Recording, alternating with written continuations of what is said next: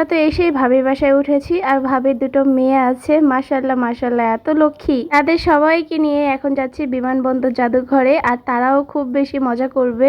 আর বিমানবন্দর জাদুঘর তো আমি অনেক আগে দেখেছি, আর এই নিয়ে আমার দুইবার দেখা। যখনই শুনছে আরিশা যে আমরা বিমানবন্দর জাদুঘরে যাব, তখন এইরকম নাচানাচি শুরু করে দিয়েছে। জাদুঘরের লুকটা যেন এত বছর পর চেঞ্জ হয়ে গিয়েছে, সবকিছুই পরিবর্তন।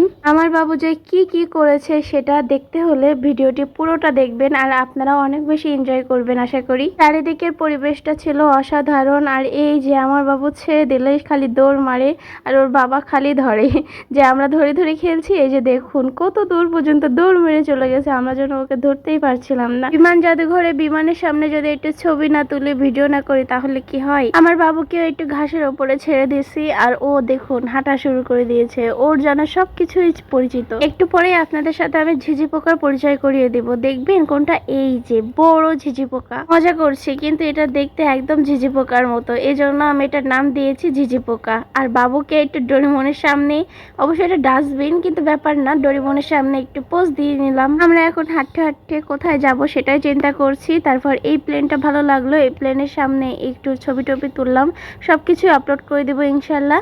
আর বাবু তো অনেক অনেক আনন্দ করেছে, প্রত্যেকটা ভিডিওতে আপনারা দেখতে পারবেন যে ও খালি ছুটে বেড়াচ্ছে। ভিডিওর স্পিড আমাকে বাড়ায় দিতে হলো, কারণ ও এত দৌড় মারছে, এত কিছু করছে যেগুলো আসলে নর্মাল ভিডিও থাকলে দেখা সম্ভব হবে না। ঢাকায় আসার কারণটা অনেকে জানতে চেয়েছিলেন। ঢাকায় আসার কারণটা মূলত আমার বাবুর জন্যই, আর আমার ইচ্ছা তো আছেই। আমার ইচ্ছা ছিল একটু ঢাকায় আসবো, ঘুরে যাব, না জানি আবার কবে আসা হবে।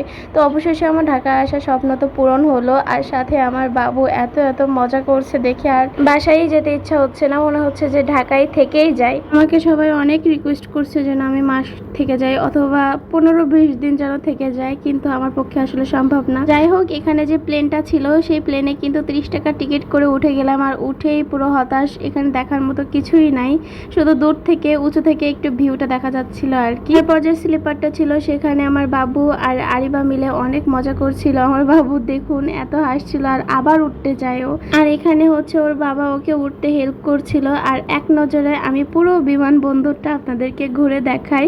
ওই যে প্লেনে উঠেছিলাম না, প্লেন থেকেই আমি হচ্ছে মূলত এই ভিডিওটা করেছিলাম। আর দূর থেকে মেট্রো রেল যাচ্ছিল সেটারও ভিডিও নিলাম, দেখুন কত স্পিডে যায়। সব থেকে আরামদায়ক যে বিষয়টা সেটা হচ্ছে এই যে আমি খালি পায়ে ঘাসের পরে হাঁটছিলাম। গ্রামের মেয়ে ঘাসের পরে প্রতিনিয়তই হাঁটা হয়, কিন্তু এখানের ঘাসের পাতাগুলো এত সফট ছিল, সত্যি কথা। ভাবি অবশ্য আমাকে দেখাই দিছিল যে এরপরে হাঁটো, দেখো কত শান্তি লাগবে, সত্যি তাই। আর এই যে আমার বাবুকে আবার ছেড়ে দিলাম, আর ও এখানে হচ্ছে ফুল তুলছিল, একের পর এক ফুল তুলছিল। আর অনেক কিছু আসলে দেখার বিষয় ছিল, রাতের আধারে গিয়েছিলাম তো ওইভাবে ভিডিও নিতে পারিনি, আপনাদেরকে ভালো মতো দেখাতে পারছি না। যদি দিনে যেতাম তাহলে হয়তো সব কিছু সুন্দর মতো ভিডিও করে আপনাদেরকে দেখাতে পারতাম। এখানে আমার বাবুকে ব্যাঙ দেখাচ্ছিলাম, আর ও দূর থেকে বলছিল ব্যাঙ ব্যাঙ, আর এইখানে তো বড় বড় ব্যাঙ। আর মজার বিষয় হচ্ছে আমরা এই ব্যাঙেও উঠেছিলাম, একটু পরে আপনারা দেখতে পারবেন। আসলে রাইডে বাবুকে চড়ানোর জন্য আমাকেও উঠতে হয়েছিল, কারণ ওকে ধরতে হবে।